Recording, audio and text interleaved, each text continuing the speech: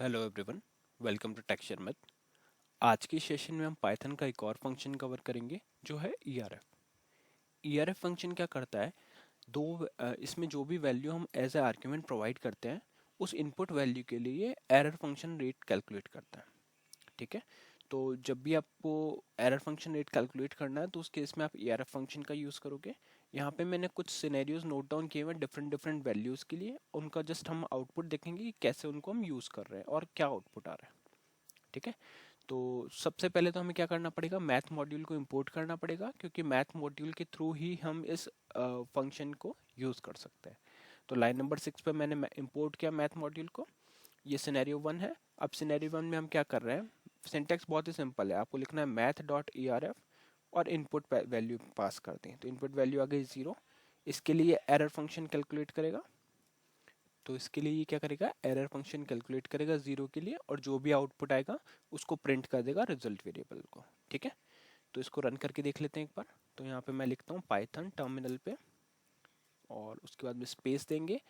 Programme का name है हमारा सेशन 85.py और एंटर। तो जैसे ही आप एंटर हिट करोगे तो ये कुछ वैल्यूज को प्रिंट आउट करेगा। तो देखते हैं, पहले वैल्यू इसने प्रिंट आउट करी 0.0 जो है फर्स्ट सिनेरियो के लिए। उसी तरह से जब मैंने सेकेंड सिनेरियो में वैल्यू चेंज किया, अभी मैंने नॉन जीरो वैल्यू डाला, मैंने पास किया 1, तो उसके लिए एरर फंक्शन रेट क्या आया, 0.8427 समथिंग। ठीक है, अब क्वेश्चन आता है कि क्या हम नेगेटिव वैल्यू के लिए भी ईआरएफ कैलकुलेट कर सकते हैं? तो हम कर सकते हैं। यहाँ पे थर्ड सिनेरियो में हम वही कर रहे हैं, हमने नेगेटिव वैल्यू पास किया तो उसका जो ईआरएफ फंक्शन कैलकुलेट हुआ वो भी माइनस में ही आया, -0.99 समथिंग। ठीक है, ऐसे ही अगर हम फोर्थ सिनेरियो को देखें तो यहाँ पे हम क्या कर रहे हैं, डबल डिजिट वैल्यू पास कर रहे हैं। तो जब भी आप किसी डबल डिजिट के लिए वैल्यू कैलकुलेट करना चाहते हो ईआरएफ, तो भी आपको मैथ डॉट ईआरएफ फंक्शन का यूज़ करना होगा। तो इसका आउटपुट क्या आया, 1.0 10 के लिए। फिफ्थ सिनेरियो में हम क्या कर रहे हैं, फिफ्थ सिनेरियो में हमने एक डेसिमल वैल्यू पास करी जो है 0.01। तो जब भी आप 0.01 के लिए ईआरएफ कैलकुलेट करोगे तो उसका आउटपुट आएगा कुछ इस तरह से, 0.01128 समथिंग।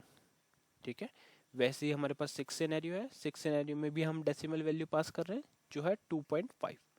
तो उसका इक्विवेलेंट आउटपुट आ गया 0.99 समथिंग। अब सेवन सिनेरियो को अगर देखोगे तो अभी तक हमने जो भी सिनेरियो कवर किए उसमें हमने क्या किया, वैल्यूज को डायरेक्टली पास किया है ना। बट अब सपोज आपके पास कोई एक ऐसा सिनेरियो जहाँ पे आपके पास कुछ वेरिएबल है, उस वेरिएबल में आपने डेटा स्टोर किया हुआ है।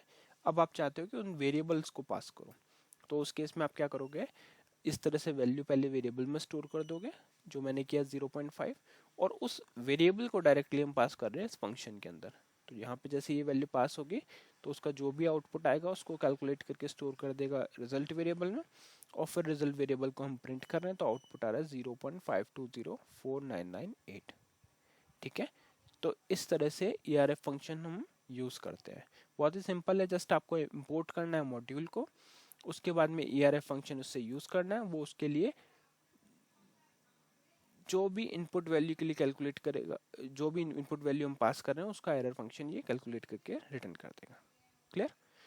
तो इस सेशन के लिए इतना ही था। नेक्स्ट सेशन में बाकी टॉपिक डिस्कस करेंगे। So thank you for watching texture में।